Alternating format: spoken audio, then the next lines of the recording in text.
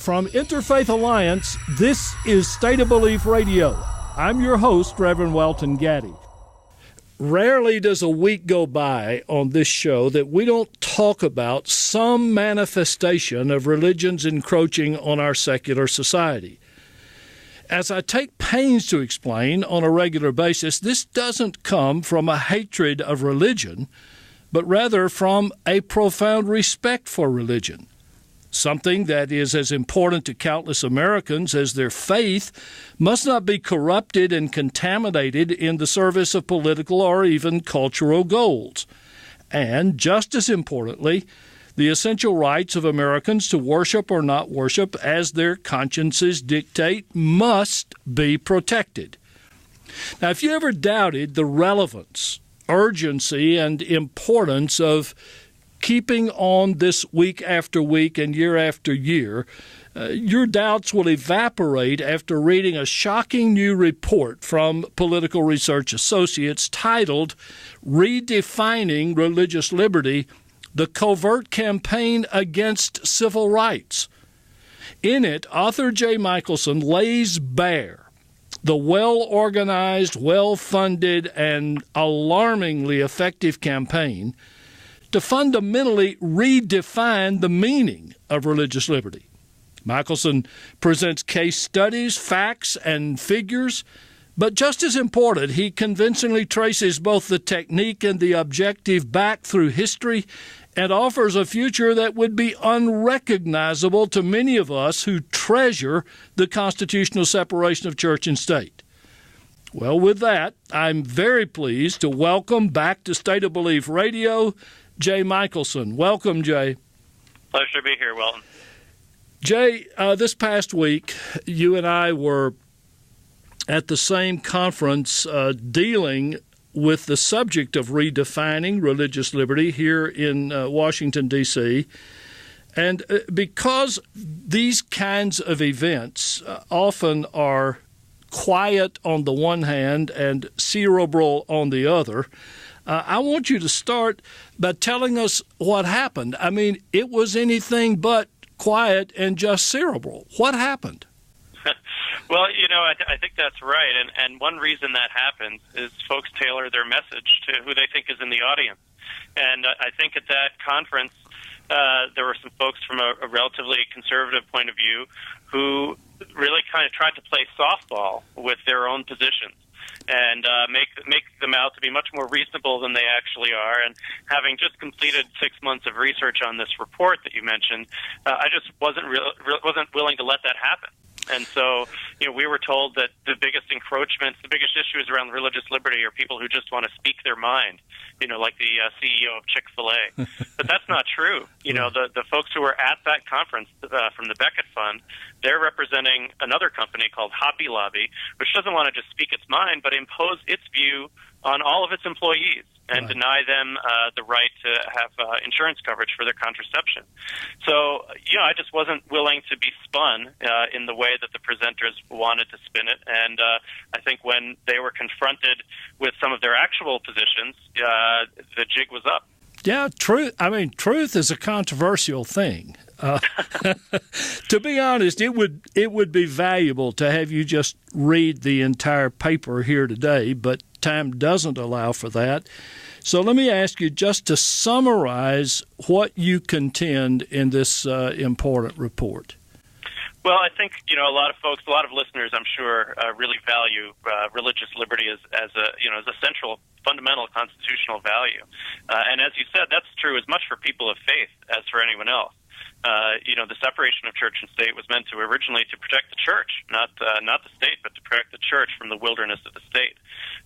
But that term has now become a code word, kind of like family values, and it's been turned from a shield into a sword. So religious liberty in the Free Exercise Clause of the First Amendment is meant to be a shield. It's meant to protect your personal, individual free exercise of religion. And so many of us, I'm sure, again, many listeners remember the Religious Freedom Restoration Act from a little while ago. I was actually working on the Hill for the person who drafted that law.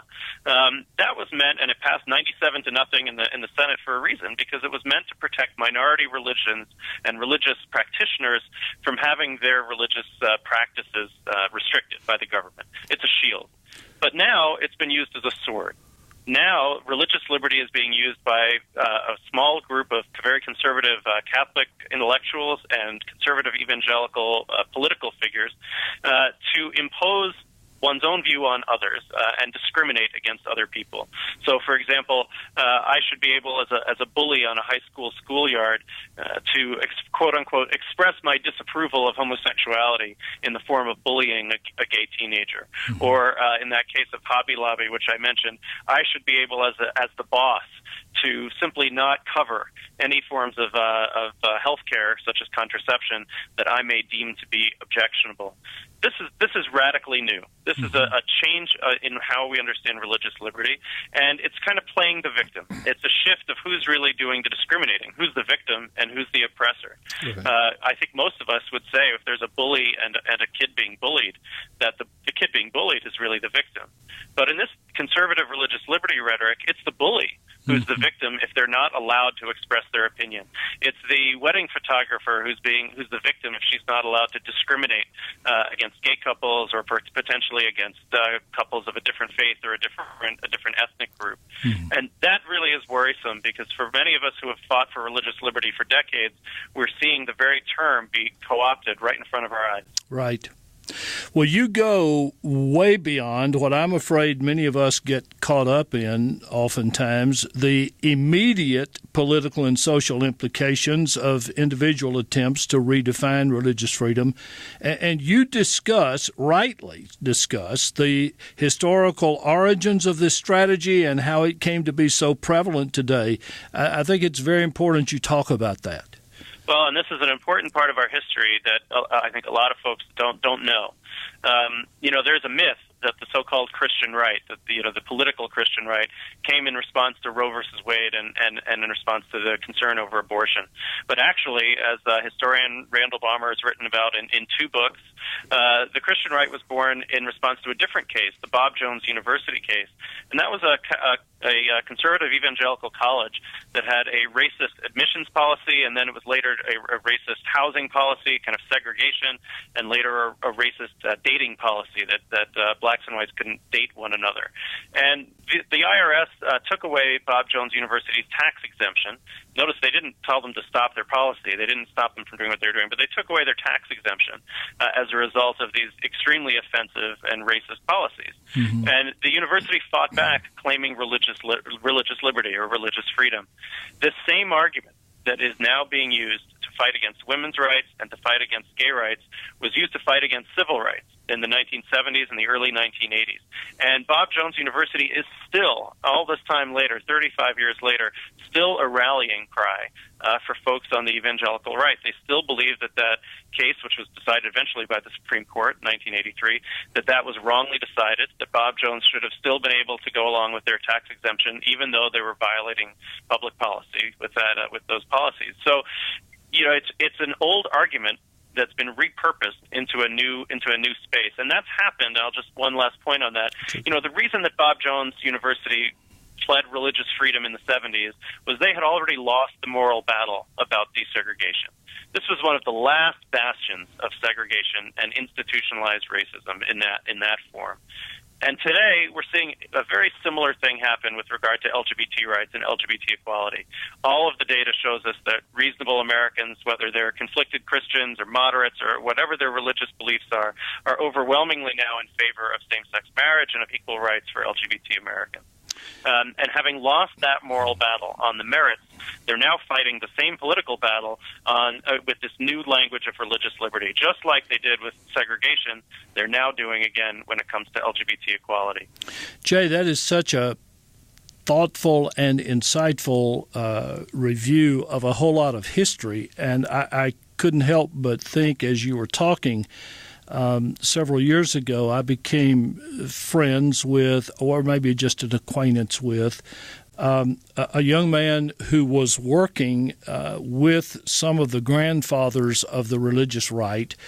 And he told me he was in the room when a conversation went on between these early leaders, and they said intentionally, it is time for us to embrace a strategy of convincing American conservatives that they are victims and that they are living in a society in which they are persecuted against and which they're martyrs. Personally, it makes me sick at my stomach because it takes a word that has a great history, the word martyr, a word that has a great history and is filled with integrity for people who have stood up for the right things and been hurt by it, and for that to be used as a categorization of the people who are trying to take over this nation in the name of their particular religion makes me sick at my stomach. It is absolutely sickening. You know, it was interesting at that conference that we were at just a few days ago. There were people there who were working for real religious liberty around the world. You know, numerically, just how many human beings are being persecuted for their religion. Christians are probably the most persecuted religion in the world, but really real persecution. People are being put to death. People are being discriminated against in countries around the world. And there are folks who are forging alliances with conservative Christian organizations and religious liberty advocates and really working on behalf of people who are really the victims of religious discrimination. And to see the same word, religious liberty, used here as a sword instead of a shield and as this rhetorical club to fight the culture war is incredibly disturbing, because actually religious liberty is in danger in many countries in the world, and it's this very cynical misuse of the same term to defend people whose lives are at stake, to defend people here who simply want to discriminate against other people. That's exactly right. Well, let me be specific with a question, and you be as specific as you want to be with the answer. Where do you most see this happening? What majorities in the United States do you see identifying themselves as victims and trying to actually prostitute religious freedom under that kind of disguise? Well, this has been the rhetoric's been going on for a while, that there's a notion there's a war on religion. Phyllis Schlafly wrote a book on the so-called war of religion. Our friend Donald Wildman wrote a book also calling the Obama administration, fighting a war on religion.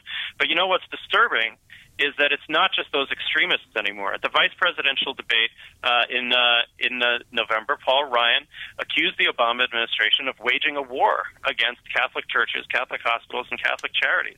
This was not just a fringe moment. This was really one of the high watermarks of this religious liberty movement, that a mainstream candidate for vice president parroted the rhetoric that has been defined by these activists in such a forum as the vice presidential debate. It was an incredibly disturbing moment, and I think to give another specific example of why this is so disturbing, it's one thing when you have someone kind of quoting the Bible in your face and shouting fundamentalist slogans. You kind of know where they stand. But religious liberty is a value we all share. It's a constitutional value. Stanford University recently accepted a multi-million-dollar grant from the Beckett Fund, which is an organization funded by conservative Catholic organizations, including the Knights of Columbus, to establish a Stanford Center for Religious Liberty on the campus of Stanford University. This is absolutely unprecedented, and it shows the degree to which this argument, this strategy, has succeeded in co-opting mainstream institutions. The vice presidential debate, Stanford University, you don't get much more mainstream than that.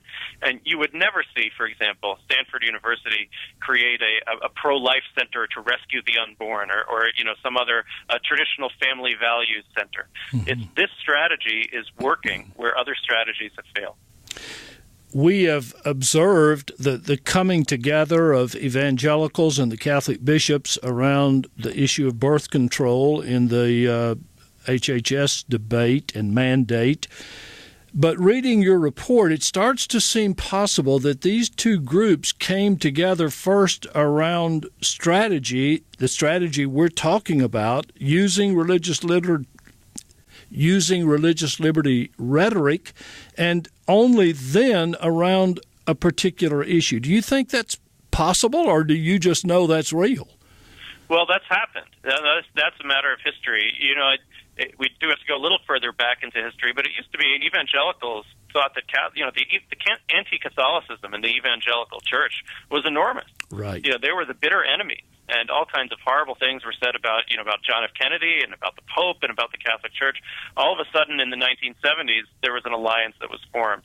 And if you really go back, there's a writer named Jonathan Dudley who's written really well about this, about the pro-life movement and the notion that life begins at conception. That was a point of Catholic dogma, and evangelicals never believed it. In fact, they explicitly repudiated it until the 1970s, when it became politically expedient to create this alliance between Catholic intellectuals and sort of evangelical so-called foot soldiers. And it started with religious liberty around Bob Jones University and around race and segregation. All of a sudden, the evangelical population, which had been against parochial schools, started creating their own schools and started asking for school vouchers and funding of religious institutions. And that goes right up until the present moment, where there's this cooperation. You know, one of the questions that a skeptic might ask about the report, they might say, well, I get it that these are conservative folks, but don't they really believe that their religious liberty is under attack? How do we know that it's really this coordinated campaign? And to be honest, they do believe. A lot of these folks really do believe that religious liberty is under attack, but you just have to follow the money. So at the religious liberty rallies that were held in last year, and both in the summer and in the fall, the organizations that turned out the numbers were pro-life organizations. These were not religious liberty organizations. These were the same folks who just want to fight abortion for the same reasons that they've always wanted to fight against abortion and reproductive rights. And they've just found a new strategy by which to do so. And that alliance that was forged in the pro-life movement is that same Catholic evangelical alliance that's been so devastatingly effective in getting religious exemptions to guarantees of a woman's right to choose. You expose in your book an astonishing amount of material about budgets in the service of this very kind of work. And Jay, I can tell you this is ironic. A lot of our listeners know this. I used to be a leader in the Southern Baptist Convention. It was in the Southern Baptist Convention that I learned religious liberty and the importance of religious freedom for Baptists. It was after the political takeover of the fundamentalists in the Southern Baptist Convention that they decided that they would continue to use religious freedom language, but they would use it in the cause, much as the Roman Catholic bishops do, in the cause of advancing their own religion, believing that religious freedom was for them, but not equally for others. Oh, that's absolutely right. And, you know, I think what a lot of folks who are doing that, who are kind of cynically exploiting religious freedom, don't realize is kind of the law of unintended consequences. This is a slippery slope. So if you suppose I'm that CEO of Hobby Lobby and I don't want to provide contraception coverage to my female employees because they may one day use it to obtain contraception. Well, now suppose I'm a member of the Church of Christ Scientists and I have a religious objection to health care in general. Does that mean that I shouldn't have to provide any health care coverage to anyone? Mm-hmm. Or again, suppose I'm a Muslim and I want to use the same rationale to say that I shouldn't have to. You know, there's a case of a Muslim taxi driver who didn't want to take drunk passengers in his taxi and wanted to refuse them. Once we open Pandora's box and start saying that religious liberty is something that can be used as a sword against third parties, right, that can infringe on third parties' rights, folks are going to wake up and realize that, you know, they've let out a lot more than they expected when they opened that box. Seems like we've gone from the free exercise of religion to a free exercise of commerce, all under the guise of religious liberty. You make some really insightful points about widely publicized cases like the wedding photographer who was sued for not shooting a same-gender wedding. So we're no longer talking about religious freedom as it impacts a person's freedom of conscience or freedom in a house of worship. We're now talking about a debate over the meaning of religious liberty in every area of our life. right? Absolutely. There was an op-ed just a few weeks ago called "The Conscience of a Corporation," and that title really says it well. I almost wish if Mitt Romney's right and corporations are people, and now we're going to allow corporations to have religious consciences so that they don't have to obey the same laws that all the rest of us have to obey. Maybe we should take that seriously. Maybe we should force corporations to tithe their income, or to live by the rule of the gospel, or it's interesting, a very selective choosing of which religious tenets corporations suddenly have a religious conscience to obey. But I just go back to the idea that we render unto Caesar what is Caesar's, and we render unto God what is God. That seems to me to be a pretty good and time-honored distinction. That when you're operating in the marketplace, you're opening a large business, and by the way, as a legal matter, small businesses, mom and pop shops, are almost always exempted from anti-discrimination law. This is only about bigger businesses. When you're opening a large business, a large corporation, you have to play by certain rules. This is America, and we have an agreement that discrimination is wrong. And even if you think that discrimination is right, by acting in the marketplace, you need to play by the same rules as everyone else. Jay, I wish we had a lot more time because we could go on and on. I think it's important, since we've got to end our interview, tell our listeners how they can get more of this information, how they can see what you're writing, how they can find this report, so that the conversation and interest can go on and on off the air. Absolutely. Folks, just visit the website politicalresearch.org. That's the Political Research Associates website. The report's right there on the front page. I think if folks want to learn more about this, the report at last count, I'm looking here, is 48 pages long. So there's a whole lot of data there, and you can just look at the case studies yourself and learn more about this issue so that you understand it personally. So it's politicalresearch.org. Jay Michaelson is the author of the new report, Redefining Religious Liberty, the Covert Campaign Against Civil Rights. It's just out from Political Research Associates. If you ever wondered how we came to this point regarding the concept of religious liberty, you're going to find some answers in these pages. Jay Michaelson holds a Ph.D. in Jewish thought from Hebrew University and a J.D. from Yale Law School, and he's the author of God versus Gay, The Religious Case for Equality. Jay, you've made an invaluable contribution to our understanding of a process that's come to define our public debate over everything from marriage equality to school bullying and science education, and I can't thank you enough for being with us today to talk about it. If we were looking for just one thing to justify the existence of this radio program, this report would be a fine candidate. It's tragic, but you're not likely to hear a discussion of this issue anywhere else in the media. But you can hear it here in State of Belief, and you can read the report at politicalresearch.org. And, Jay, I thank you again for the contributions that you've made to this show and to the lives of our listeners. Well, thank you, Welton, and what you just said is why this show is so important. So thank you for the work that you're doing as well.